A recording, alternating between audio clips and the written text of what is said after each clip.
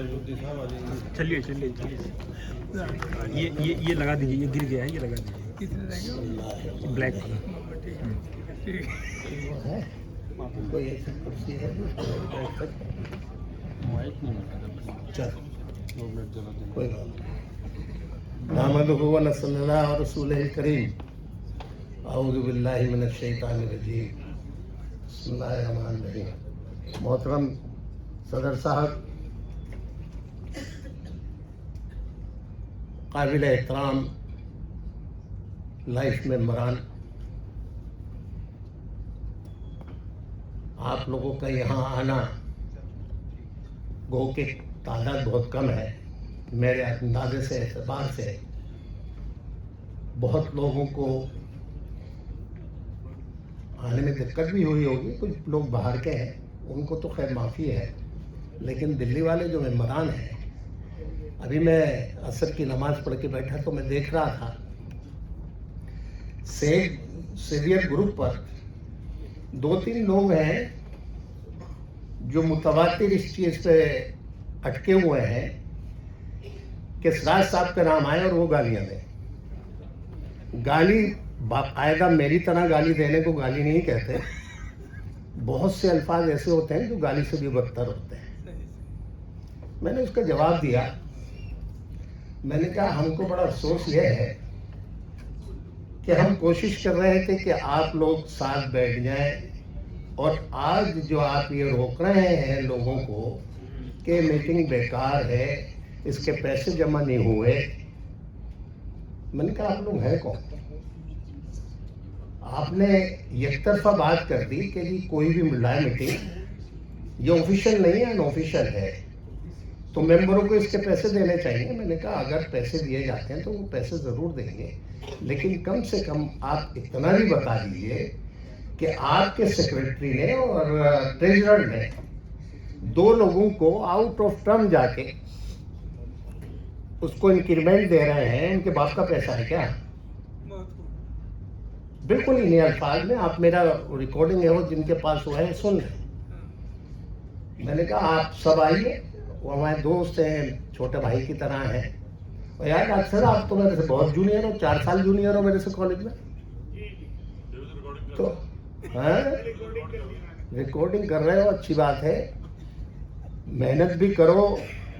मैं अभी हमारे नरेश कह रहे थे कि मेरा सिराज साहब से 40 साल से वास्ता है, झूठ बोल रहे थे, इनको माफ कर देना क्योंकि ये इतने छोटे हैं कि ये झूठ बोल रहे हैं कि 40 साल से वास्ता नहीं यार, देखो जब हम खड़े हुए हैं तो भाई बात तो कम से कम बहरहाल जहाँ तक मैं जानता हूँ, देखिए सिराज साहब निहायती शरीफ आदमी, इसमें कोई शक व शुबा नहीं है। इंसानी चेहरों को पढ़ने में उनको इतना से भी तजुर्बा नहीं। मैं आपसे सच्चाई बता रहा हूँ, मैं इस चीज़ को छुपाता नहीं। मैंने उन्हें कहा ये 3 आदमी आपको धोखा देंगे, इनको ना रखो। अरे यार छोड़ो, अब तो मुखालिफ है, उनको और मेरी बात से तकलीफ होगी, तो अभी तो मेरे से कह रहा है कि आप जो है ना 22 हैं। मैंने उनसे कहा हम 22 नहीं, अगर गलती सिराज साहब की है तो इतना हौसला रखते हैं कि उनसे कह सके कि जी आपकी गलती है। अरे यार ये सेंटर अगर उसने बनाया, इसमें कोई शक नहीं है। अभी डॉक्टर साहब कहते हैं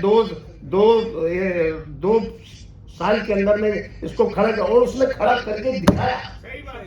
इस बात को अगर आप ये कहें कि जी आपका क्या हुआ है, आपने उनको जो थे यहाँ डायरेक्टर जनरल एक साहब थे, क्या नाम उनका, IAS ऑफिसर मद्रास वाले जी, मूसा रजा, उनसे एक लेटर लिखवा दिया कि जी खाली सिराज नहीं, अबरार भी है जो बड़ी मेहनत कर रहा था। यार हमने कभी उसको 10 साल से पहले मैं कभी उससे देखा नहीं था। यानी आप एक IAS अफसर, 60 बैच का IAS अफसर भी झूठ बोल ले, कमाल की बात है यार। मतलब उसको वो IAS अफसर है, रिटायर्ड ऑफिसर है, या हमारे नवेद हामिद के बहुत करीब थे, तो वो झूठ बोल रहे, उनको हम तस्लीम कर लें, हम पागल हैं? भाई सच्चाई लिखो, सच्चाई बोलो, सच्चाई समझो, सच्चाई सुनो। अगर आप में हौसला नहीं है किसी की सच्ची बात, और कसम खुदा की खा के कहता हूं, ये तो सिराज साहब के पैनल है कि जी पैनल जिताओ, पैनल जिताओ, पैनल जिताओ। इनकी वजह से मैंने हमारे मत से जो है ना झगड़ा हो गया मेरा बेहतरीन भाई की तरह है। मैंने कहा यार देखो भाई माफी चाहते हम तो सिराज के पैनल को वोट देंगे। उनसे बेचारों से आज तक मेरी इतनी अच्छी तो वो है, लेकिन उनसे ताल्लुक नहीं है, क्योंकि मैं झूठ नहीं बोल सकता। भाई वोट नहीं दिया, नहीं दिया। आप अंदाजा लगाइए कि सिराज साहब ने लोगों को पहचानने में सबसे बड़ी गलती की। आज उसका खमियाजा क्या है? आज वो लोग सामने खड़े हैं और हमसे कह रहे हैं तुम 22 दो। अरे अगर हम 22 दें तो जायज है, तुम अगर 22 दो तो नाजायज हो। बैठ जाओ एक तरफ। हमने कहा कि आ जाओ सामने। किस किस को नहीं कहा? मैंने कहा मेरी हालत इस वक्त ऐसी नहीं है कि मेरी टांग कट गई है। मैंने कहा मैं अंधा नहीं हूं, लंगड़ा जरूर हो गया। तो इसका मतलब ये नहीं है कि आप जिसको मर्जी चाहे जो कह दें कि जी वो मत तो पढ़ा लिखा तो है नहीं। अरे मैंने कहा तो जाहिल हो। अबे लिखा हुआ है 25 साल से लेकर 75 साल तक की उम्र तक के इलेक्शन लड़ सकता है। कहने लगे नहीं, उसमें ये लिखा हुआ है 75 साल होते ही जो है ना उसको रिजाइन करना पड़ेगा। भाई मैंने तो नहीं कहा। और अगर है भी तो यार इलेक्शन का टाइम पूरा होने तक कौन किसको हटा सकता है? यार मुनाफिकों वाली बात करते हो और कहते हो कि जी हम सेंटर को बचा रहे हैं। सेंटर को बचाने के लिए खून पसीना चाहिए, हक और इंसाफ की बात करने वाला चाहिए। किसी के काम की तारीफ करना गुनाह नहीं है, किसी पे नाजायज उंगली उठाना बहुत बड़ा गुनाह है। आजकल जिंदगियों के भरोसे क्या लेकर जाओगे साहब? छाती के ऊपर बोझ। अभी मैंने उनको जवाब दिया, मैं मगरिब नमाज पढ़ने लगा तो उन्होंने कहा कि जी आपने हमको 22 के दिया। अरे 22 तुम हो, तुम लोगों को रोक रहे हो कि आज मीटिंग में मत जाना। तुम्हें शर्म नहीं आती? या मुझे बताइए सदर साहब, एक चीज बता दीजिए मुझे, हम इस मीटिंग में क्या लिखा हुआ है कि सिर्फ सिराज के हिमायती आएंगे? अरे कमाल कर दिया। आप मैं एक चीज और, मैं जितने भी ऑर्गेनाइजर हैं उसमें मेरा भी नाम है, मुझे भी अफसोस है। मैं तो आज ये समझ रहा था कि इस मीटिंग में हम अपनी सजेशंस लेकर आएंगे। मैं तो यामीन साहब की बात को बड़े गौर से सुन रहा था कि ये, क्योंकि इस अरसे में जितना उन्होंने काम किया है, मैं तो सिर्फ टेलीफोनिक कन्वर्सेशन कर रहा था। लेकिन उसके साथ साथ मैंने आसिफ को भी कहा था कि भाई अपना एजेंडा तो बनाओ, ताकि यहाँ जितने लोग आए उनको एजेंडा बताओ कि हमारा एजेंडा ये है। अगर आज की मीटिंग में नहीं है तो 2 दिन 3 दिन के बाद में फिर मीटिंग रखें। मेरी आपसे गुजारिश है और अपने एजेंडे के साथ आए और वो एजेंडा हर एक मेंबर के हाथ में दीजिए कि इस पे आप अगर एग्री हैं तो साइन करके अपना नंबर डाल के दे दीजिए वापस। आज भी हो सकता है, बिल्कुल हो सकता है, बिल्कुल हो सकता है आज। लेकिन मुझे अफसोस है कि हम इधर उधर को तो हाँक रहे हैं। अबे हमारा एजेंडा क्या है आज का, भाई वो बताइए। हम यहाँ जमा क्यों हुए हैं? खाना खाने के लिए? बिल्कुल नहीं। हम लोग यहाँ इकट्ठे हुए हैं एक लाएअमल बनाने के लिए। मैं काम बाहर भाई, मेरा छोटा भाई है, बहुत अजीज है, मैं बहुत इज्जत करता हूँ। अबे भाई ये चीज जो आज से मैं 10-20 दिन पहले से कह रहा हूँ कि अपनी मीटिंग बुलाओ, एक एजेंडा तैयार करो और जज को दो। नहीं है मेरे को दो, मैं अपना आप देके आता हूँ। क्या हमारे ताल्लुकात नहीं है किसी 10-20 से? कोई हमें भगा देगा? चलो मैं नहीं बात ज्यादा ये तो करेगा, जाइए साहब, मैं नहीं आपको बात से सुनता। कोई आपको पकड़ के बिठा लेगा? अगर आप ये समझते हैं कि हमारे यहाँ इकट्ठा होना किसी लाएअमल के लिए जरूरी है, तो मेरी आपसे गुजारिश है कि 2 दिन 3 दिन 4 दिन, इससे ज्यादा नहीं। क्योंकि कोई अभी कह रहा था कि जी कब डेट कब है। रिजर्व के फैसलों में डेट नहीं होती। अभी भी जो है ना, अभी भी आपके पास वक्त है कि आप अपना एक रेजोल्यूशन बनाएं उन तमाम लेटर्स के साथ में जो यहाँ मेंबरान इसको राजी हैं। ये वकील साहब बताएंगे, बहुत सारे वकील हैं मेरे पास, ये मेरे दोस्त हैं, मैं इनसे मशवरा भी कर सकता हूँ, उनसे रेजोल्यूशन बनवाइए, एक उससे अपील कीजिए। और ये जो अभी कह रहे थे नवेद हामिद साहब कि जी आप स्टे वेकेट कराइए, ये तो बहुत पहले करा लेना चाहिए, नहीं हुआ कोई बात नहीं, अभी वक्त कोई गया थोड़ी है। लेकिन आप अगर इस इंतजार में रहें कि जी वो रिजर्व फैसला आ जाए उसके बाद हम उठेंगे, तो ये आपकी भूल है। ये गुजारिश आपसे कि आप स्टेज पर हैं, ये जो लाएअमल का जिक्र आपने कई बार किया, जी मैं देर से आया हूँ, नहीं कोई बात नहीं, तो मुझे नहीं पता कि क्या क्या बातें हुई हैं। वो जो लाएअमल है, अगर उसके कुछ पॉइंट आपके जहन में है वो बता दें। मेरे सबसे पहला ये है कि जितने भी इलेक्टेड मेंबरान हैं उनसे बात करने के लिए एक कमेटी जो है ना, ये 4-6 दिन के लिए 4-6 दिन उनको जो बिल्कुल ही मतलब तैयार हैं हर वक्त अपना टाइम देने के लिए, जैसे अभी डॉक्टर साहब ने कहा, नवेद ने कहा या यामिन भाई ने कहा, ऐसे लोग जो डेडिकेटेड हैं, ये डॉक्टर शमीम बैठे हुए हैं, जनाब सदर साहब, तो इन लोगों की एक कमेटी बना के टाइम लिमिट उनसे बात कर लें, बात करने के बाद अगर वो राजी होते हैं तो ठीक है, वरना अपना एक लाएअमल बनाइए कि हम लोग ये चाहते हैं और इस पे हम फैसला करना चाहते हैं।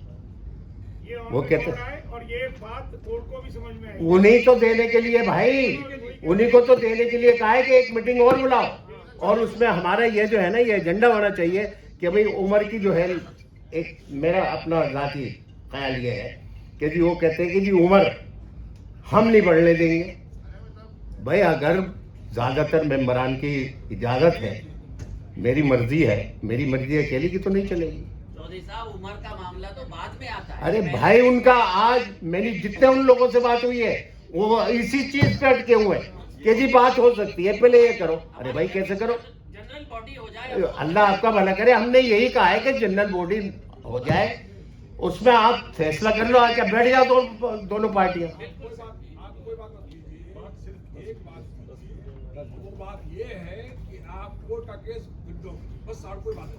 यार सबसे पहला तो मतलब अभी मेरे भाई ने कहा, मैं उसी पे आ रहा था कि जब हम उनसे बात करेंगे तो उनका सिर्फ हमारा एक ही मकसद होगा कि आप अपना केस वापस लीजिए। सिर्फ 1 मिनट लूंगा जी क्योंकि मैं वहाँ स्टेज पर आके नहीं कोई बात नहीं लीजिए।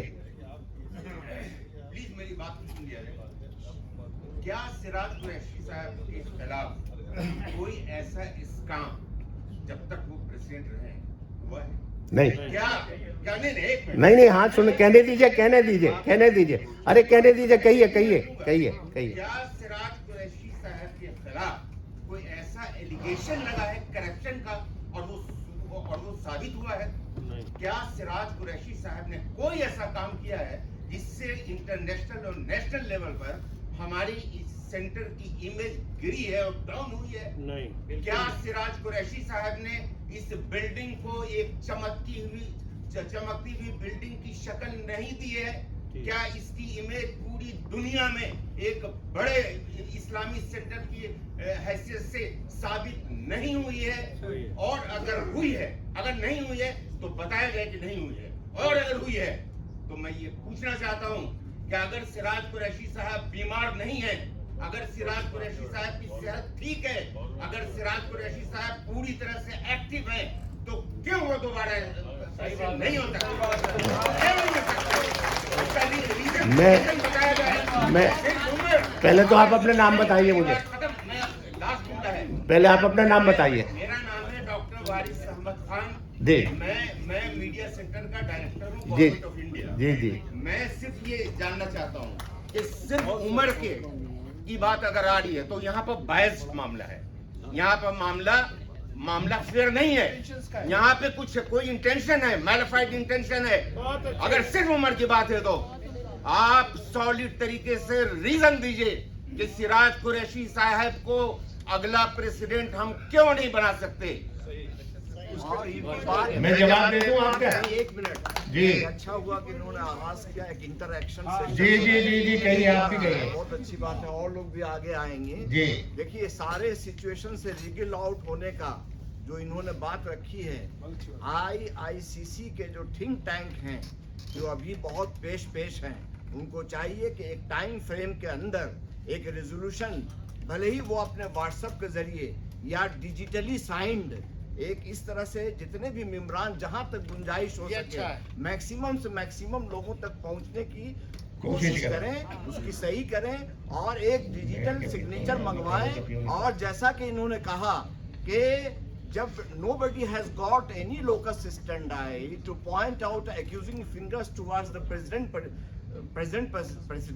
so why should not he continue forever till his health continues? मैं पहले तो आपका जवाब दे दूं, वारिस मियां। एक सेकंड में खत्म कर दूं। जी, मैं समझा खत्म कर आप दिया। एक टाइम फ्रेम जरूर फॉर्मुलेट करें, टाइम फ्रेम फॉर्मुलेट करके हफ्ता 10 दिन के अंदर एक अपने रेजोल्यूशन अपने अंदर लाएं और तमाम मेम्बरान को उसको स्प्रेड करें, भेजें। एक लिस्ट होगी और उसके बाद डिजिटली साइन करके मंगवाएं उनसे, जहां ये हम बिल्कुल इससे इत्तेफाक करते हैं। Very good, very good. मैं वारिस में आपको जवाब दे दूं, आपके पहले 4 सवालों का जवाब है नहीं। कोई नहीं कह सकता कि सिराज साहब ने बिल्डिंग में बनवाने में कोई काम नहीं किया। कोई नहीं कह सकता कि उन्होंने यहाँ पर किसी फाइनेंशियली कोई उनके ऊपर कोई इल्जाम है। इतना ही काफी है आपके 4 सवालों का जवाब कि नहीं। मैं दूसरे आपके बात का जवाब दे दूंगा। मैं अभी आपसे पहले कह कर चुका हूं कि मैं ये समझ रहा था कि आज की मीटिंग में डिजिटली या टाइप या फोटोकॉपी हम सबको मिलेगी और उस पर लिखा होगा कि जी हम आपकी तजावीज से इत्तिफाक करते हैं और वो साइन करके हमको ये आपकी तजवीज़ और ज़्यादा बेहतर है कि तमाम मेंबरों को थ्रू व्हाट्सएप या डिजिटली किसी भी तरीके से उस सबको भेजा जाए कि लेकिन वो फैसला हमें इसी हफ्ते करना पड़ेगा। और एक वाइड स्पेक्ट्रम में मैं सदर साहब एक चीज बता दूं आपको, आज ही आपको ये फैसला करना पड़ेगा कि 3, 5, 7, 11 ये लोग इन सारे जो लाइफ मेंबरान हैं इनकी मर्जी से उनकी एक कमेटी बनाए और कमेटी बना के इनको टाइम बाउंड दे दें कि जी इस दिन के अंदर हमको 3 दिन के अंदर आपका जवाब चाहिए। अगर आपके पास 3 दिन का टाइम है तो आप डिवोट कीजिए और उन लोगों से बात कीजिए। अगर वो बात नहीं करते तो अपना एजेंडा यही बनेगा और यहीं से तैयार होगा। बहुत बहुत शुक्रिया, मैं माफी चाहता हूँ। बेहतर डॉक्टर साहब आप बैठे प्लीज।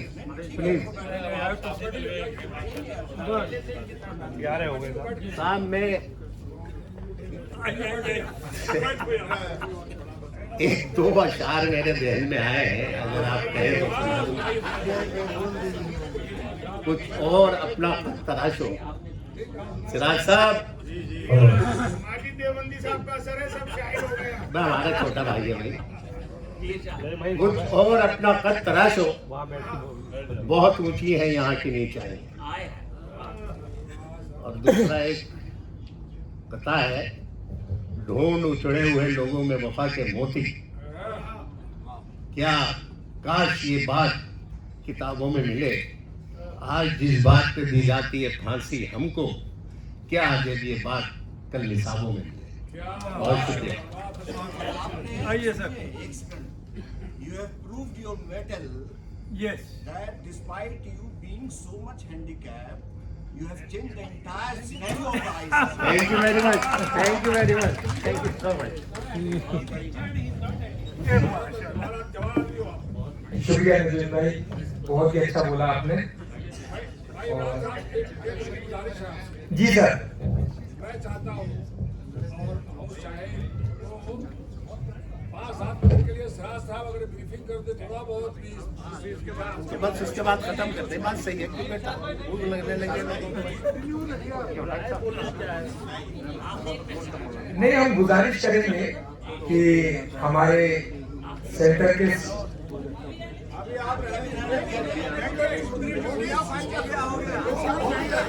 ठीक है, जैसे हमारे देखिए ये मीटिंग जो है हम मेंबर्स की मीटिंग है, कोई इलेक्टेड बॉडी की मीटिंग है नहीं।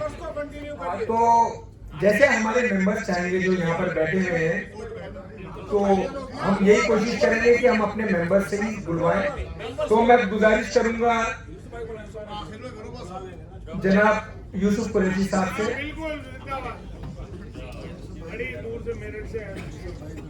आ जाइए मेरठ से तशरीफ लाए। मैं उनका बहुत शुक्रगुजार हूँ यूसुफ भाई का, जो मेरठ से तशरीफ लाए, बहुत दूर से तशरीफ लाए हमारे लिए, हमारी गुजारिश से आए हैं। आइए साहब।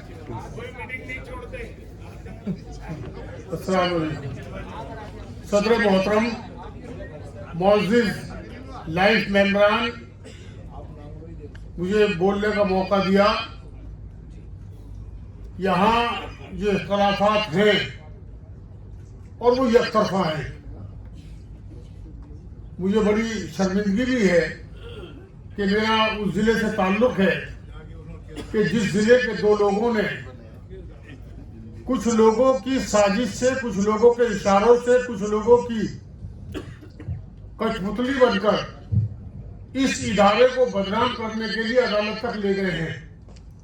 और उन दोनों अराकीन का ताल्लुक मेरठ से है और उन दोनों मेंबरान को इंडिया इस्लामिक कल्चरल सेंटर की कारकर्दगी, यहाँ के अराकीन का स्टेटस, यहाँ के ओहदेदारान का स्टेटस का रत्ती बराबर भी इल्म नहीं। और शायद वो किसी जनरल बॉडी की मीटिंग में दोनों में से कोई नहीं आए। दोनों में से अभी तक जितनी भी हमारी, एक की लाइफ तो शायद साल 1.5 साल है, एक की 2-2.5 साल है।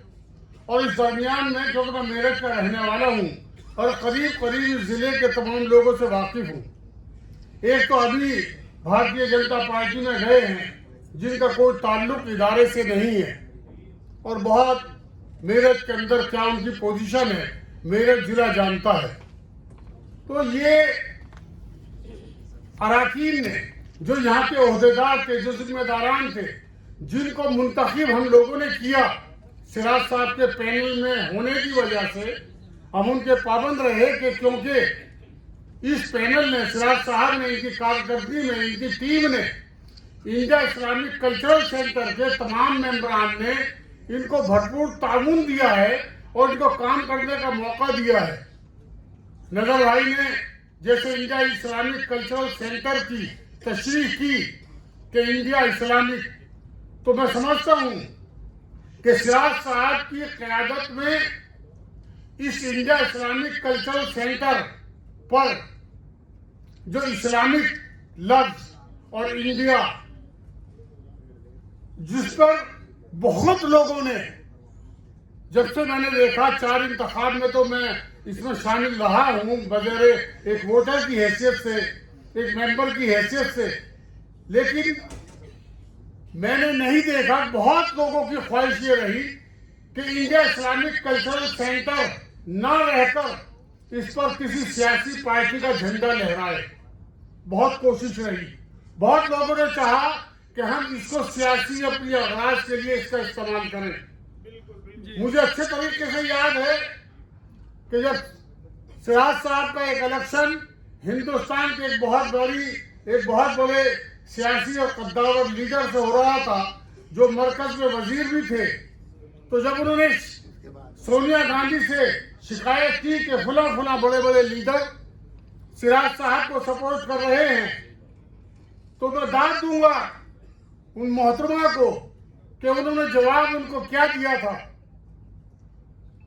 जो नजर भाई ने कहा, जो तशरीह की, वो सोनिया गांधी ने उस वक्त कहा था कि जनाब इसको AICC मत बनाओ, इसको IICC रहने दो। तो मैं सबसे बड़ी कारकर्दगी इंडिया इस्लामिक कल्चरल सेंटर की सिराज साहब की क़यादत में ये रही है कि जो इसका नाम है, उस नामे नामी को कभी नहीं बदनाम होने दिया, उस नामे नामी को कभी बदनामी का बाइस नहीं बनने दिया, उस नामे नामी के ऊपर कभी किसी तरह का कोई हरफ नहीं आने दिया, उस नामे नामी की वजह से कभी कोई अपनी सियासी अगराज या अपने कारोबार का उरूज कोई हासिल कर लिया हो। सिराज साहब ने कभी इंडिया इस्लामिक कल्चरल सेंटर का कभी इस्तेमाल नहीं किया कि अपने जाती मफाद के लिए तो बुजुर्गों दोस्तों, मैं मेरठ से आया हूँ, मैंने कोशिश की और अब फैसले की बात जब अदालत के जरिए से मौका मिलने के बाद ही नहीं हो पाया है, तो अब हम लोगों की, क्योंकि इंडिया इस्लामिक कल्चरल सेंटर की वो जर्नल बॉडी की कोई हैसियत और कोई अहमियत नहीं समझ रहे हैं, और इंडिया इस्लामिक कल्चरल सेंटर की जर्नल बॉडी के अराकीन के खिलाफ ही अदालत के अंदर वो खुद ना जाकर कुछ लोगों को मेरठ से लाकर और उनके जरिए से मुकदमा कायम कराकर और जर्नल बॉडी के जो पावर है, जो कुव्वत है, जो ताकत है, जो उसका आईनी अख्तियार है, उसको सल्ब कर उस पर काबिज रहना चाहते हैं, तो मैं नहीं समझता, माफ कीजिएगा, वाकई जो मायूसी है वो कुफ्र है। लेकिन इसमें मुझे जो नजर आता है कि जब वो फैसला अदालत के जरिए से उसके दिए हुए टाइम के जरिए पर नहीं कर पाए, तो हम लोगों का कमेटी बनाएंगे, हम उनसे रिक्वेस्ट करेंगे, तो क्या गारंटी है कि वो तस्वीर के लिए तैयार हो जाएंगे इस मौके के ऊपर। क्योंकि मैंने उन लोगों से भी टच किया है जो लोग इसमें फरीक है, जिन्होंने कहा कि हम सिराज साहब को नहीं जानते, जो ये कहते हैं कि हम इंडिया इस्लामिक कल्चरल सेंटर को नहीं जानते, वहाँ क्या होता है, वो नहीं जानते कि इंडिया इस्लामिक कल्चरल सेंटर के क्या मदरसा है, क्या इदारा है, क्या चीज है, क्या बिल्डिंग है। तो कभी इत्तेफाक से उन लोगों के जरिए से चाय पीने यहाँ आ गए होंगे, लेकिन जो फरीक है और हम लोगों ने जो बात की है वो उन लोगों से बात कर रहे हैं जो अदालत में फरीक नहीं है। तो ये तो कम से कम नुमाया है, ये बात तो आया है कि हम फैसला किससे कर रहे हैं। जो फरीक है वो तो मेरठ के रहने वाले हैं, और हम बात किनसे कर रहे हैं जो फरीक नहीं है। तो ये तो सीधी बात है कि ये साजिश है इस इंडिया इस्लामिक कल्चरल सेंटर पर कब्जा करने की, क्योंकि फैसला तस्वीर किससे होता है, जो मुकदमे में फरीक होता है, और फरीक से जो बातचीत वहां के लोग कर रहे हैं वो उनको जवाब देते हैं हम इसमें नहीं है, हमें तो वहीं बैठे हुए फुला लोग हैं। मैं नाम नहीं लेना चाहूंगा, मैं समझता हूँ शायद काफी लोगों को मालूम है कि किसका नाम लिया है। जो भी बात करने गया कि आप उनसे बात कर लीजिएगा, आप उनसे बात कर लीजिएगा। सब साइन कर रहे, हो गया काम, साइन कर रहे, सब तैयार है, सब हो गया माशाल्लाह। हाँ, तो आप साइन कर रहे, मैं ये नहीं कहना चाहता, लेकिन मैं ये कह रहा हूँ कि जो दो मेंबरान फरीक है मुकदमे में, जो अदालत के अंदर गए हैं, जिन्होंने स्टे लिया है, जनरल बॉडी की मीटिंग ना हो, वो अपना फैसला ना ले सके, तो ये सारी चीजें जो हैं ये किसके जरिए से हुई है और किसने कराया है। अगर हिम्मत थी, कोई कमी थी, कोई खामी थी, तो उनको खुद सामने आना चाहिए था, खुद फरीक बनना चाहिए था।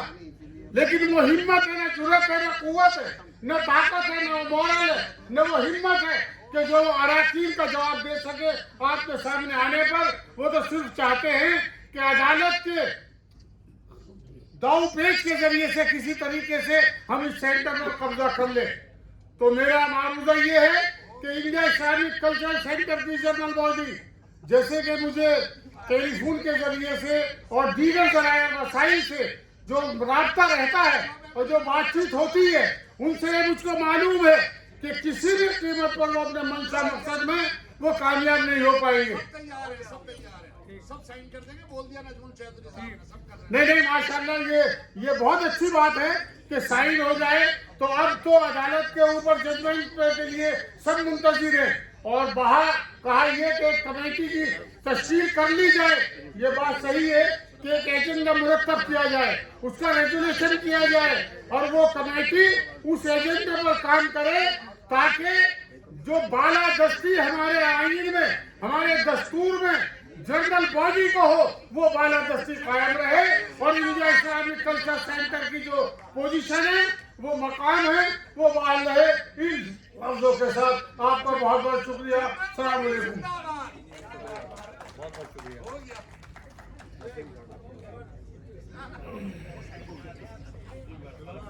शुक्रिया यूसुफ भाई।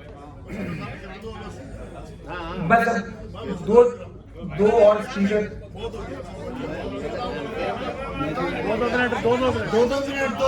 दो मिनट की बात है, कोई बात नहीं। 2 मिनट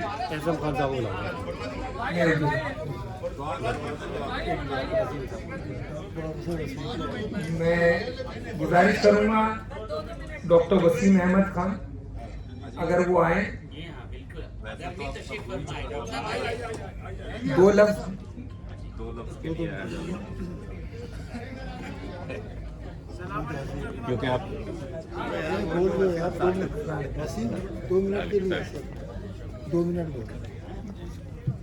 अस्सलाम वालेकुम जनाब सदर मौजूद सामीन, मैं अपनी बात इस शेर के साथ कहता हूँ कि कुछ ऐसे बदहवास हुए आंधियों से लोग जो पेड़ खोखले थे उन्हीं से लिपट गए।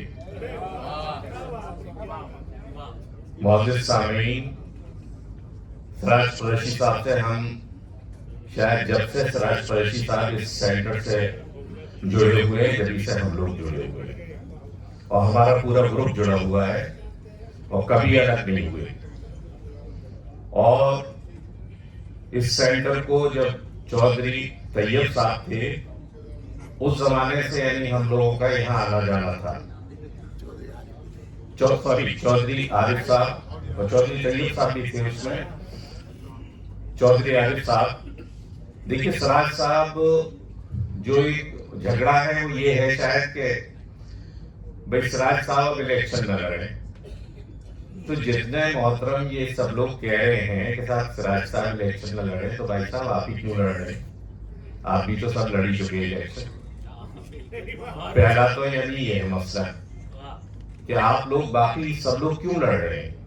और ये सिराज साहब का शायद भोलापन था और हमारे एहसन खान साहब का और सफदर साहब का, जो उस वक्त इनके बेटे हैं, वो नहीं है कि लोगों को पहचानने में वाकई कहीं न कहीं कोई कमी तो रही। और आज जितने भी लोग ये अपोजिशन में हैं, ये सब सिराज साहब के ही बनाए हुए हैं। इनको जहां तक पहुंचाया ये सिराज साहब ने पहुंचाया, ये सभी लोग जानते हैं। क्योंकि सेंटर से जितने लोग जुड़े हुए हैं, मेरा भी यानी 842वां नंबर है, और जब से हम जुड़े हुए हैं इससे, तो हम जब भी सिराज साहब के साथ थे, आज भी सिराज साहब के साथ है। और जो राय इनकी बात की जा रही है कि ये बनाया जाए, कुछ न कुछ तय किया जाए, तो तय क्या करना है भाई? तय जनरल बॉडी करेगी। जनरल बॉडी में जो भी तय हो, अगर जनरल बॉडी चाहती है कि भाई नहीं आगे कंटिन्यू करें तो नहीं कंटिन्यू करेंगे। तो जनरल बॉडी से वो लोग भाग क्यों रहे हैं? कोर्ट में जाने की उन्हें जरूरत क्यों पड़ी? कोर्ट में कमजोर लोग जाते हैं, कोर्ट में ताकतवर लोग नहीं जाया करते, कमजोर लोग जाते हैं। और ये मेरी गारंटी है कि कोर्ट में जाने के बाद भी अगर दोबारा इलेक्शन होगा और अगर 0.1% सिराज साहब नहीं भी लड़ेंगे, जिसको खड़ा कर देंगे वही जीतेगा, कोई शक नहीं है। हाँ समझे, जिसको खड़ा कर देंगे।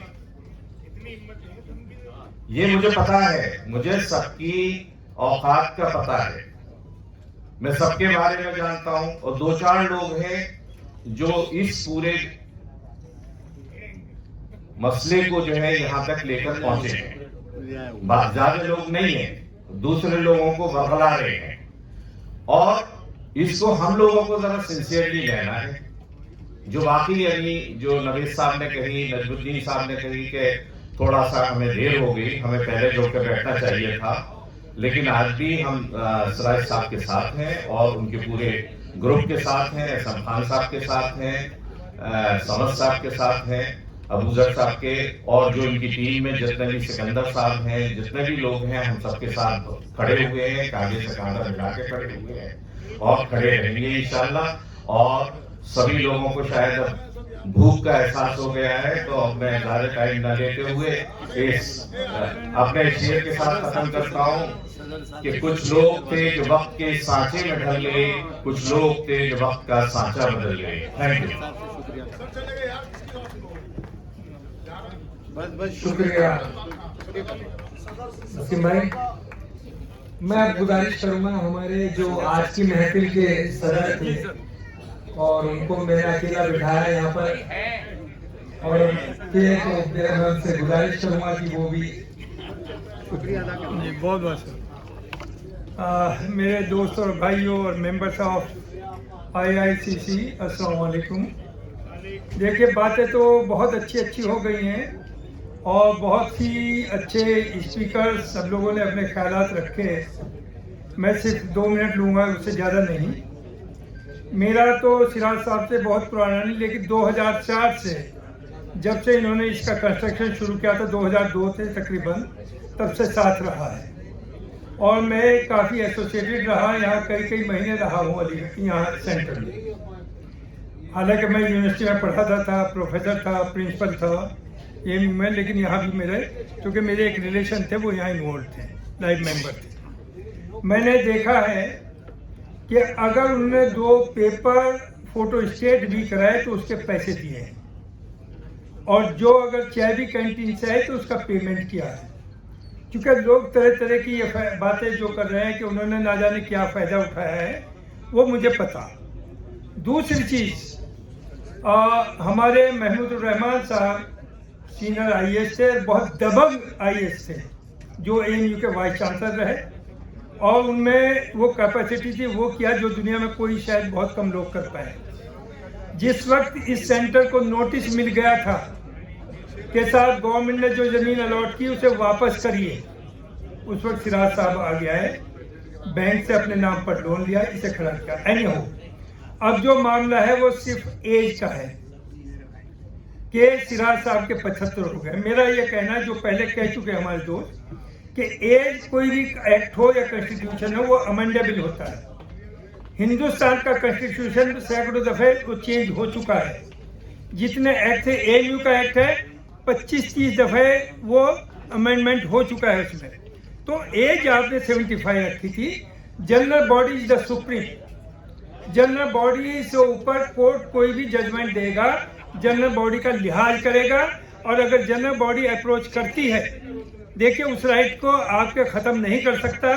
और मेरा एक सजेशन है कि आप एक बात कहें कि जितने भी पोजीशन होल्डर्स हैं सब रिजाइन कर दें।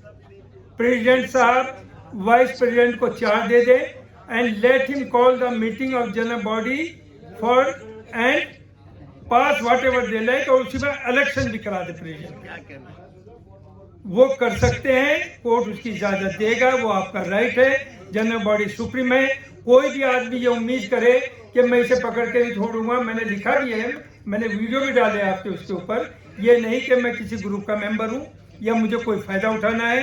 सिराज साहब यहाँ बैठे हैं, आज तक कभी कमरा नहीं लिया है, आज तक कभी खाना नहीं खाया है, और न मैं कोई इतना बड़ा आदमी हूँ कि रोज यहाँ आता हूँ, साल 2 साल में आता हूँ। लेकिन मेरी राय ये है कि इस वक्त सिराज साहब से लोग ये आपस में तय करें, सब चार्ज दे दे वाइस प्रेसिडेंट को, सिराज साहब भी रिजाइन कर दें, BOT भी रिजाइन कर दें, और वो जनरल बॉडी की मीटिंग कॉल करें और इलेक्शन हो जाए।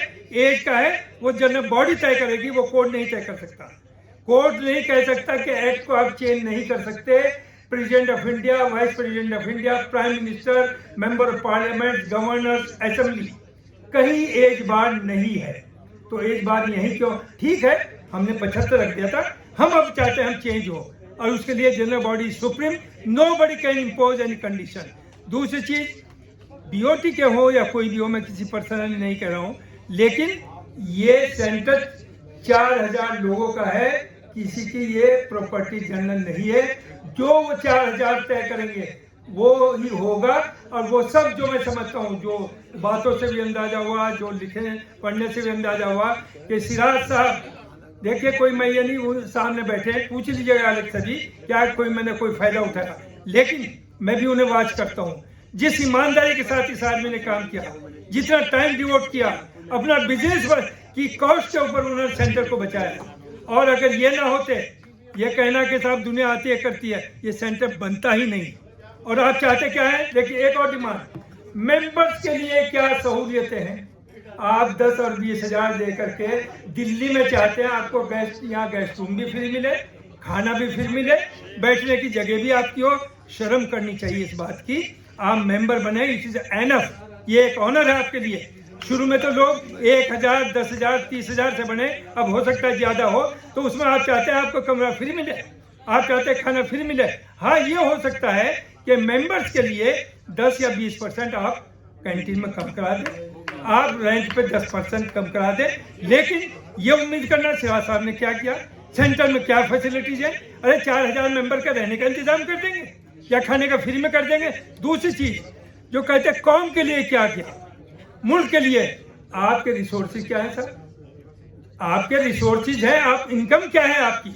जो इनकम है उससे बड़ा बजट तो नहीं बना सकते। अगर आप ये ठेका लें कि पूरे हिंदुस्तान के मुसलमानों की किस्मत बदल देंगे एजुकेशन या इकोनॉमिकल, तो भूल जाइए, वो तो हो ही नहीं, मैंडेट भी हो, आप कर ही नहीं सकते, क्योंकि आपके इतने आपकी रिसोर्सेज कहाँ हैं आपके पास ना। तो या तो ये करें जो ये चाहते हैं 10-10 लाख दें, और मैं यहाँ आपके सामने कह रहा हूँ 10 लाख मैं दूंगा, मैं तो मास्टर हूँ, मैं दूंगा 10 लाख, दे सब 10-10 लाख। फिर देखिए, तो सिर्फ बकरे से काम नहीं कि हम बीओटी में बैठ गए तो हम मालिक हैं। ये किसी के बाप का इदारा नहीं, ये मेंबर्स का है। और मेंबर सिराज साहब को या एसएम खान जैसा आदमी मिलेगा हिंदुस्तान में? कहाँ बैठे हैं वो? मेंबर्स मालिक है। This what I am saying, members. अच्छा, इसे लिख के लाइए, तैयार करिए, व्हाट्सएप पे सबको भेजिए, और यहाँ ये पास कर दीजिए कि यूनिवर्सली बाय वॉइस वोट हम ये तय करते हैं कि 10 मेंबर की या 5 मेंबर की कमेटी बनाई जाए, और उस रेजोल्यूशन जो भी यहाँ बातें हुई उसे अप्रूव्ड मान लिया जाए। इसे लिख के thank you very much. 2 minute के लिए कई घंटे इंतजार किया है, मैं तो सिर्फ 2 मिनट दूंगा, ज़्यादा नहीं। सबसे पहले तो आज के मुंतज़मीन और जिन लोगों ने आज दावत दी उनका शुक्रगुजार हूँ। मुझे भी उन्होंने हुक्म दिया कि यहाँ पे मैं अपनी हाजिरी लगाऊँ। सदर साहब हमारे से बैठे जाके मुझसे हाजिरी, खास तौर पे मेरे मेम्बरान, बहुत सारी बातें सुनी, बहुत सारी बातों को जिक्र हुआ। पिछले 20 साल, 25 साल, 30 साल मैं भी सेंटर से तकरीबन 45 साल से जुड़ा हुआ। 20 साल आप लोगों ने मुझे यहाँ पे जिता के भेजा, 4 बार आपने इलेक्शन के अंदर मुझे जिताया और मैं प्रेसिडेंट रहा। मैं कुछ बोलूँगा नहीं, क्योंकि मेरे बारे में बहुत लोगों ने बहुत कुछ बोल दिया है। मैं उनका मशकूर भी हूँ, तहे दिल से शुक्रगुजार भी हूँ कि इतनी मेरी इज्जत करते हैं, इतनी मुझे इज्जत देते हैं। कुछ गलतफहमियाँ हुई, कुछ इस तरह के यहाँ पे हालात पैदा कर दिए गए कि वाकई सेंटर को इससे बहुत बड़ा धक्का लगा है, और जो सेंटर को इसका नुकसान पहुँचा है उसको नुकसान को पूरा करने के अंदर कुछ सदियाँ लगेंगी। लेकिन ये लोग सब भूल जाते हैं कि जो इसको नुकसान पहुँचा रहे हैं उससे उन्होंने कितना फ़ायदा उठाया है। 20 साल मैंने झेला, 20 साल मैंने उनको अपने साथ रखा, 20 साल में उनको साथ लेके चला, किस लिए? कि वो कुछ काम करेंगे, मेरे साथ मिलके कंधे से कंधे मिला के काम करेंगे। मैंने ज़्यादा लोगों को तकलीफ भी नहीं दी, उतने बोझ उन पर डाला जितना बर्दाश्त कर सकते थे। 27 कमेटियाँ मैंने बनाई। आखिर के अंदर मेरी उम्र 75 साल हो गई। अल्लाह का शुक्र है कि मैं बिल्कुल ठीक ठाक हूँ। 75 साल की उम्र के अंदर भी अल्लाह का आपकी सब दुआओं से मुझे अपनी उम्र कभी पता नहीं लगी, और मैंने कभी सोचा नहीं कि मैं इतना बड़ा हो गया। जब मुझे मेरी इश्तहारबाजी की गई कि 75 साल का हो गया हूँ मैं, तब मुझे अंदाज़ा हो कि हो इतनी उम्र के अंदर तो लोग पता नहीं कहाँ से कहाँ पहुँच जाते हैं, और मुझे अल्लाह ताला ने अभी भी इतनी हिम्मत दे रखी है। तो सब आप लोगों की दुआओं का असर है। 76 साल के जवान हैं। तो अल्लाह का शुक्रिया है कि मेरे वालिद की उम्र थी 94 साल की जब उनका इंतकाल हुआ। मेरे दादा की उम्र भी तकरीबन इतनी थी जब उनका इंतकाल हुआ। मैं उससे कंपेयर नहीं कर रहा, लेकिन मैं कह रहा हूँ कि आदमी यहाँ से बूढ़ा होता है जिससे नहीं। मैंने अपनी हालात कुछ भी हो, लेकिन अपने सेंसेस को भी मैंने ख़त्म नहीं किया। मैंने अपने साथ थैंक यू सो मच। मैंने हमेशा हर एक की कदर की। लोगों ने कहा कि साहब आपको पहचान नहीं है, आपको लोगों की पहचान नहीं है, इसमें कोई शक नहीं है कि मैंने लोगों को गलत पहचाना। आज जिनको मैं अपने कंधे पर रख के लेकर आया वही पीछे से शुरू होकर लगे। आप लोगों ने सब बातें सुन ली, कह दी, बता दी, मैं उसमें ज़्यादा जाना नहीं चाहता। लेकिन क्या है कि सेंटर को बचाना, क्योंकि क्या था, मैंने इनसे ये कहा अपनी मीटिंग के अंदर कि भाई मेरी उम्र हो रही है 75 ईयर्स, कॉन्स्टिट्यूशन के अंदर जो है वो ठीक है 76 साल की उम्र है, लेकिन इस उम्र से क्या मतलब है? काम तो मैं कर सकता हूँ और काम कर रहा हूँ, और मेरा काम करने का मकसद है कि सेंटर को अभी और बेहतर बनाना है। 40-45 करोड़ रुपया जो है इसका खर्चा आएगा। पिछले 5 साल से मैं कहता रहा कि इसके अंदर सब लोग जुट के पैसे जमा करें, और इसको पैसे को जमा करना कोई मुश्किल नहीं है। हर एक आदमी 1-2 करोड़ भी अगर जमा करेगा तो इतना पैसा जमा कर लेगा। लेकिन माफ़ कीजिएगा, इतनी सारी मीटिंग्स के अंदर इतनी दरखास्तें करने के बाद भी मैंने आखिर में ये कहा चलो 1-1 रुपये ही दे दो यार। आप 1 लाख नहीं दे रहा है, 1000 नहीं दे रहा है, 1 रुपया ही दे दो। 1 रुपया भी किसी ने नहीं दिया सेंटर के लिए। और मैं आज भी अल्लाह का शुक्र इतनी हिम्मत रखता हूँ कि 30 करोड़ 40 करोड़ जो भी इसका खर्च होगा मैं कहीं ना कहीं से पैदा करके इसको दूँगा। मुझे आपका साथ चाहिए, हिम्मत चाहिए। मुझे आपकी मेरी नीयत पे अल्लाह का शुक्र है किसी ने कभी कोई शक नहीं किया। हाँ, ये जरूर है कि मैं ना खाता हूँ ना किसी को खाने देता हूँ। मैं अपनी चाय भी पीता हूँ तो उसके पैसे देता हूँ। नादानी में खा लिया पी लिया बात अलग है, लेकिन मैंने यही कोशिश की है इस सेंटर को अब आपको बचाना है, क्योंकि जिस तरह इसको मोड़ दिया गया है वो बड़ा खतरनाक है। पिछले 1 साल से जो भुगत रहे हैं हम लोग, पिछले 6 महीने से जो भुगत रहे हैं, आप अंदाजा लगाइए। मैं 20 साल तक तो लोगों को बर्दाश्त करता रहा, तो 6 महीने के बाद इलेक्शन था, मुझे 6 महीने बर्दाश्त नहीं कर सके। 6 महीने की बात थी सिर्फ। मैंने ये भी कहा कि ठीक है, अगर आपको ये अच्छा नहीं लगता सिराज कुरैशी वाइस प्रेसिडेंट हमारे हैं, उनको चार्ज दे दिया जाता है। उसके लिए तैयार नहीं। 6 लोग समझते हैं कि सारा बोर है, और 6 लोग समझते हैं हम 4000 हैं। ना तो बोर्ड को, ना तो वो किसी एजीएम को बुलाना चाहते, ना स्पेशल जनरल बॉडी। पिछले आप सबको याद होगा 200-250 लोगों ने कहा कि मीटिंग बुलाई जाए। मीटिंग बुलाई, मुझे उसमें बुलाया गया, खाने का इंतजाम किया गया। मेरे से पूछा गया 20 तारीख को 20 मई की ये बात है। मैंने स्पेशल जनरल बॉडी मीटिंग के लिए कई बार मीटिंग के अंदर ये बात की कि स्पेशल जनरल बॉडी मीटिंग, क्योंकि वो लोग तैयार नहीं हो रहे थे कि उम्र का तकाजा है, उम्र बढ़ने नहीं देंगे हम लोग। तो मैंने कहा स्पेशल जनरल बॉडी मीटिंग की रिक्वायरमेंट है, रिक्वेशन है, उनसे फैसला करा लो आप।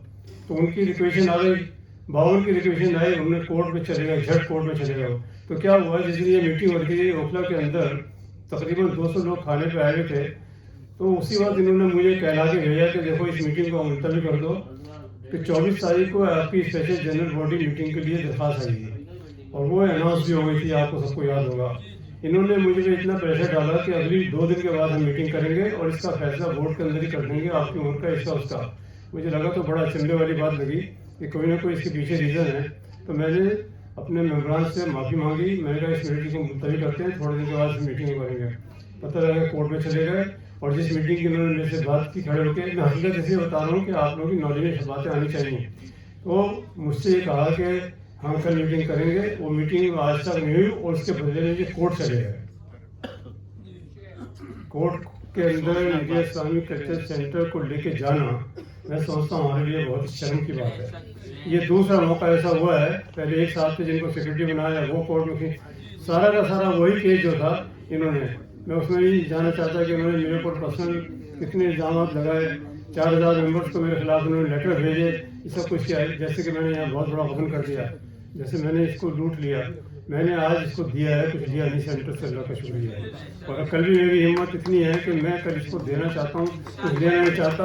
मैं इस बिल्डिंग को ऐसा बना देना चाहता हूँ आप लोगों के ताउन से कि ये बिल्डिंग जो है तारीख के अंदर ऐसी हो जैसे कभी शाहों ने बनाया था या मुगलिया दौर के अंदर बनी थी। इंशाअल्लाह ऐसी बिल्डिंग ये बन जाएगी। इन अल्फाज के साथ मैं आपका एक बार फिर मशकूर ममनून हूँ कि आप यहाँ तशरीफ़ लाए, और इंशाअल्लाह जो यहाँ पर तजावीज़ आई हैं कि एक कमेटी बनाई जाए, मैं उसके हक़ में हूँ कि कमेटी बनाई जाए। और कोर्ट ने 3 बार कहा कि भाई जो है आप बैठ के फैसला कर लो आपस में दोनों पार्टियाँ। तो कोर्ट को लग रहा था कि ये सारा केस जो है बिल्कुल बोगस है, तो उन्होंने कहा बैठ के फैसला कर लो। हम लोग, हमारी टीम जो है गई कोर्ट के अंदर, हम बैठे जाके, उनके वकील आ गए, हमारे वकील आ गए, हम चले गए, लेकिन 6 लोग जो थे वहाँ बिल्कुल नहीं आए। कहा कि हम लोग बाद में मिलेंगे। फिर दोबारा उनके वकील ने, सीनियर वकील ने उनके कहा कि भाई कोर्ट ने कहा कि बैठ के आप उसमें फैसला कर लो। फिर दूसरी बार भी हम लोग गए, इनमें से कोई नहीं आया। फिर तीसरी बार कोर्ट ने कहा चलो एक बार और मौका देता हूँ मैं आपको, फिर बैठ जाओ। वो तीसरी बार भी नहीं आए। तो ये इनका जैसा रवैया था, क्यों नहीं आना चाहते थे, क्यों नहीं फेस करना चाहते क्या नाम है जनरल बॉडी मीटिंग को, इसलिए क्योंकि वो 6 लोग जो है यहाँ पे कब्जा करके बैठ चुके हैं। माफ कीजिएगा। नहीं अरे मैं सिराजुद्दीन कुरैशी साहब के लिए एक शेर डेडिकेट करना चाहता हूँ। आप सिर्फ कश्मीर से आए हैं सिर्फ इस मीटिंग के लिए।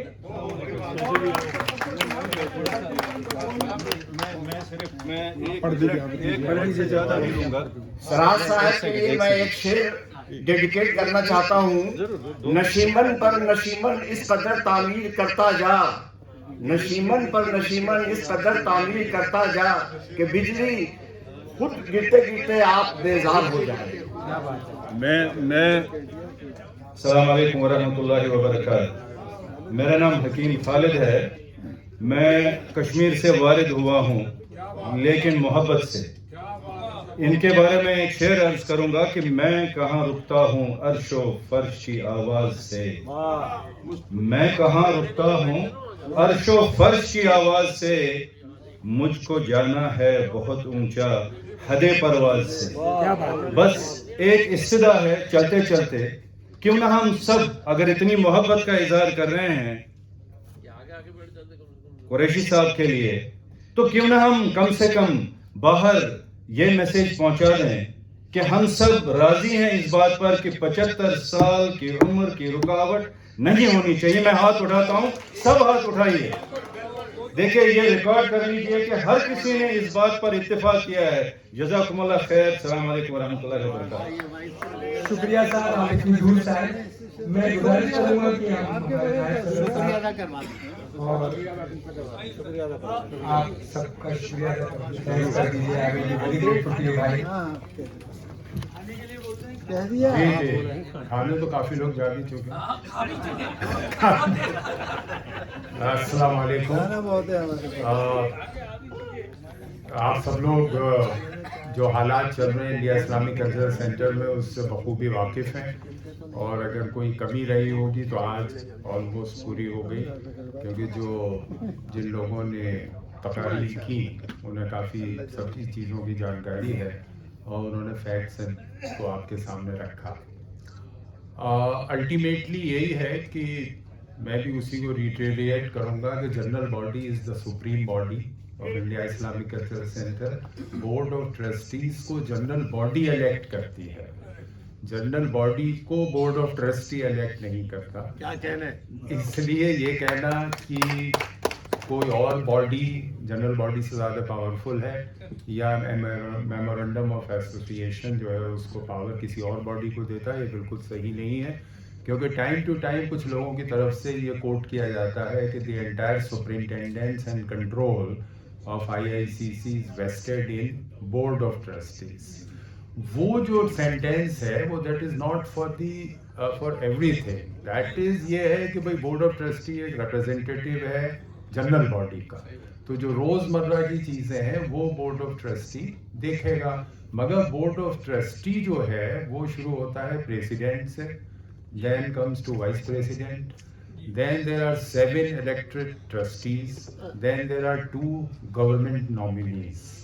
तो इस तरह से 2 और 7 9 और 2 11 लोग बोर्ड ऑफ ट्रस्टी को कॉन्स्टिट्यूट करते हैं, 6 लोग नहीं करते। इसमें जो मेन प्रॉब्लम चल रही है वो यही है कि board of trustees 11 members including president और only 6 members. Ultimately parent body कौन है? जनरल बॉडी है। वो चाहे एनुअल जनरल बॉडी की मीटिंग हो या स्पेशल जनरल बॉडी की मीटिंग हो, MOA में क्लियरली लिखा हुआ है कि स्पेशल जनरल बॉडी मीटिंग में अमेंडमेंट MOA में हो सकते हैं बशर्ते के 70% मेंबर्स जो उस दिन मीटिंग में मौजूद हों वो उसको सपोर्ट करें। तो 70% कोई मामूली मेजॉरिटी नहीं है, 75%। 75% कोई मामूली मेजॉरिटी नहीं है। तो अगर इस जनरल बॉडी के जो मेंबर्स मीटिंग में आते हैं और वो 75% किसी चीज को तब्दील करते हैं तो तब्दील हो जानी चाहिए, उसमें किसी को क्या एतराज हो सकता है। पर ultimately what about the executives? नहीं, एग्जीक्यूटिव तो इस टाइम हमारे 4 एग्जीक्यूटिव मेंबर्स हैं और 2 एग्जीक्यूटिव मेंबर्स जो हैं उनको बोर्ड ऑफ ट्रस्टीज नॉमिनेट करते हैं। नहीं तो they are not in a position to vote in what? Into making the BOT. नहीं, बीओटी अलग बॉडी है, executive committee. BOT is entirely different या अबाउट दूसरा, नहीं मैं इसे भी थोड़ा सा आपको एक्सप्लेन कर दूं कि एमओए में एग्जीक्यूटिव कमेटी जो है जिसमें प्रेसिडेंट, वाइस प्रेसिडेंट और उसके 2 एक्स ऑफिशियो मेंबर होते हैं, सेक्रेटरी एंड ट्रेजरर, और 4 इलेक्टेड मेंबर्स होते हैं और 2 members nominated by the board of trustees. वो बॉडी एक तरह से डे टू डे अफेयर्स के लिए ज्यादा पावरफुल है बजाय बोर्ड ऑफ ट्रस्टीज के, एज पर एमओए। और बोर्ड ऑफ ट्रस्टीज एक अलग बॉडी है, एग्जीक्यूटिव कमेटी एक अलग बॉडी है। Board of trustees mainly for policy matters, property related, finance and all that, मगर जो डे टू डे अफेयर्स हैं वो एग्जीक्यूटिव कमेटी करती है। मगर हमारे यहाँ अनफॉर्चुनेटली ये हुआ है शुरू से ही, और अब ज़्यादा हो रहा है कि एग्जीक्यूटिव कमेटी को रेडेंडेंट कर दिया गया है। और पहले तो एक प्रैक्टिस ये थी कि एग्जीक्यूटिव कमेटी और बीओटी की मीटिंग एक साथ होने लगी, फिर बाद में हम लोगों ने उसको अलग अलग शुरू किया। मगर समहाउ प्रैक्टिकली वो पावर जो एग्जीक्यूटिव कमेटी की थी वो भी बोर्ड ऑफ ट्रस्टीज ने सबस्यूम कर ली।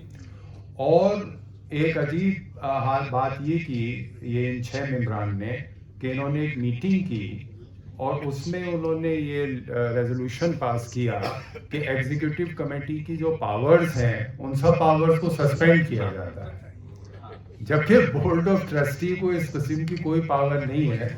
अगर कोई सस्पेंड कर सकता है या कुछ कर सकता है तो वो जनरल बॉडी है, और वो भी बोर्ड ऑफ ट्रस्टीज के सिर्फ 6 मेंबर। उन्होंने एक रेजोल्यूशन पास किया कि एग्जीक्यूटिव कमेटी की सारी पावर्स को सस्पेंड किया जाता है, जबकि एग्जीक्यूटिव कमेटी में 4 इलेक्टेड मेंबर हैं जो आप लोगों ने इलेक्ट किए हैं। तो ये सब चीज़ें होती रही हैं। तो इन सब चीज़ों को कंट्रोल करने की एक ही तरीका है कि जनरल बॉडी में इन सब चीज़ों को रखा जाए। दो मीटिंग्स होनी हैं। एक तो एनुअल जनरल बॉडी की मीटिंग है जो हर साल होती है, विच इज़ रूटीन मीटिंग, और इस बार इत्तेफाक ये हुआ कि कुछ लोगों ने ये कहा कि एनुअल जनरल बॉडी मीटिंग भी नहीं हो पाई उसकी वजह से, जबकि उसकी डेट फिक्स हो गई थी 4 जुलाई। और वो तो एक रूटीन मीटिंग होती है जिसमें एनुअल स्टेटमेंट ऑफ अकाउंट रखा जाता है, एनुअल रिपोर्ट रखी जाती है, और अगर मेंबरान कोई चीज़ रखना चाहें तो with the permission of chair वो रख सकते हैं। एमओए में अमेंडमेंट के लिए स्पेशल जनरल बॉडी का रिक्विजिशन 52 लोगों का आया, फिर 180 लोगों का आया। ये उन लोगों का राइट है कि वो एक स्पेशल जनरल बॉडी बुलाएं अमेंडमेंट के लिए। वो उन्होंने प्रपोज की हुई है, वो इंशाल्लाह होगी, और उसमें फिर ज़्यादा से ज़्यादा तादाद में आप लोग तशरीफ़ लाएं, स्पेशल जनरल बॉडी में भी, एनुअल जनरल बॉडी मीटिंग में भी, और सेंटर के हक़ में जो चीज़ें हैं उनको तय करें, डिसीजन लें। Decision making is very important, मगर उसके लिए पार्टिसिपेशन बहुत ज़्यादा ज़रूरी है। उसमें अगर एनुअल जनरल बॉडी में मैं तो कहता हूँ कि 1000 मेंबर्स आएँ, स्पेशल जनरल बॉडी में भी 1000 मेंबर्स आएँ, और अगर उन 1000 में से 750 किसी चीज़ को तय करते हैं तो वो उससे ज़्यादा अच्छी बात क्या होगी। और हमने ये प्रपोजल भी रखा था शुरू में जब ये कंट्रोवर्सी शुरू हुई, और मैंने भी कहा कई बार बात की कि भाई एक स्पेशल जनरल बॉडी मीटिंग हो जाने दीजिए, और उसको अगर आपको बहुत ज़्यादा वो है कि साहब वो अपेरेंटली लोग अपनी राय सही तरह से नहीं रखेंगे, तो हम इस राय को सीक्रेट बैलेट से भी करा सकते हैं कि साहब एज बढ़नी चाहिए या नहीं बढ़नी चाहिए। अगर 500 मेंबर्स मौजूद हैं तो we can have a secret ballot, and if 75% of 500 people support it, then it is fine, and if they don't support it, that is also fine, because it is only the decision of the people present in the special general body meeting. मगर इस बात के लिए भी कोई तैयार नहीं हुआ कि भाई सीक्रेट बैलेट में क्या हर्ज था, और फिर किसी चीज़ की ज़रूरत ही नहीं होती, एक सीक्रेट बैलेट हो जाता आज से 4 महीने पहले, और जनरल बॉडी की मीटिंग में, स्पेशल जनरल बॉडी की मीटिंग में, और उसमें ये तय हो जाता कि एज बढ़नी है या नहीं बढ़नी है। दूसरा जो एक बहुत ही एक गलत चीज़ हुई, वो जो अभी आपको बताया गया कि सिराज भाई की एज के सिलसिले में, वो कहीं ये नहीं है किसी भी जगह कि अगर 75 साल की उम्र हो गई उस दिन, अगर 25 से 75 का एक रिक्वायरमेंट है MOA में, मगर उसमें क्लियरली ये लिख रहा है कि the incumbent president and the other office bearers will continue till the election is held, and that election is due in January. He became 75 in June. It was a matter of only 6 months. और उस 6 months के लिए इतना झगड़ा कि साहब आप 15 जून को you have ceased to be president. उसमें कोई ये नहीं लिख रहा है मेमोरेंडम ऑफ एसोसिएशन में कि the person will cease to be president on attaining the age of 75 years. उसमें लिख रहा है eligibility for contesting the election. It is not कि वो का इलेक्शन नहीं लड़ सकता जी, लेकिन कंटिन्यू कर सकता है, कंटिन्यू कर सकता है till the next election is held. अच्छा, और यहाँ तो ये था कि इलेक्शन 6 महीने बाद हो रहा था, तो उसमें ऐसी क्या परेशानी थी 6 महीने बाद? अच्छा, सिराज भाई की अगर एज बढ़ती है तो उसमें ही नॉट सिराज भाई की एज, MOA में अगर एज बढ़ती है कि anybody can contest beyond 75 years, तो सिराज भाई ऑटोमेटिकली प्रेसिडेंट नहीं बन जाते हैं, फिर उन्हें इलेक्शन लड़ना पड़ेगा और उनके खिलाफ कोई भी उम्मीदवार आ सकता है, और फिर वो अगर अपने कोई कैंपेन करना चाहे कि साहब ये एज गलत बढ़ी है, फिर कर सकता है। तो ये मौका एक ही बार नहीं है, 2 बार है। और 75 साल का जो फायदा है वो सिर्फ सिराजुद्दीन कुरैशी को ही नहीं होगा, हमारे बहुत से बोर्ड ऑफ ट्रस्टीज के मेंबरान ऐसे हैं जिनकी उम्र 75 साल हो गई है माशाल्लाह या होने वाली है। वो 6 आदमियों को तो ये यकीन ही नहीं हम 75 के होंगे। तो वो उसका बेनिफिट तो हर मेंबर को मिलेगा, मतलब 4000 मेंबरों को मिलेगा जिनकी उम्र माशाल्लाह 75 साल की हो गई होगी या होने वाली होगी, because it's a democratic system. Chance देना चाहिए जी हाँ, उनको तो और चांस देना चाहिए कि भाई अगर ठीक है 75 साल हो गई है और if you can discharge your responsibilities as an important office bearer then you can do it.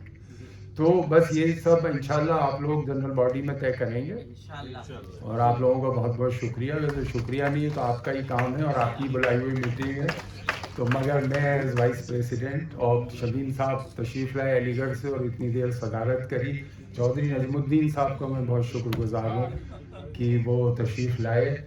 और सबसे बड़ा तो ये देखिए कि हमें उनसे बहुत सीखने की ज़रूरत है कि वो उनको ऑफ़र किया गया कि आप बैठ के बोलें, मगर नजमुद्दीन भाई ने कहा कि नहीं मैं खड़े होकर ही बोलूँगा।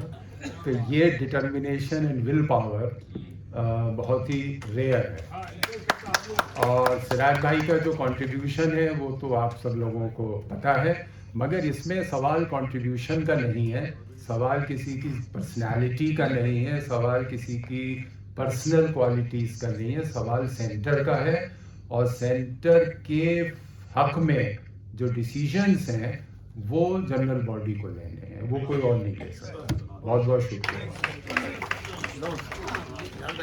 जी सर, शुक्रिया शहजाद भाई, जज़ाकल्लाह। अब मैं गुजारिश करूंगा मेरे सारे गेस्टों से कि वो डिनर करके जाएं हमारे साथ।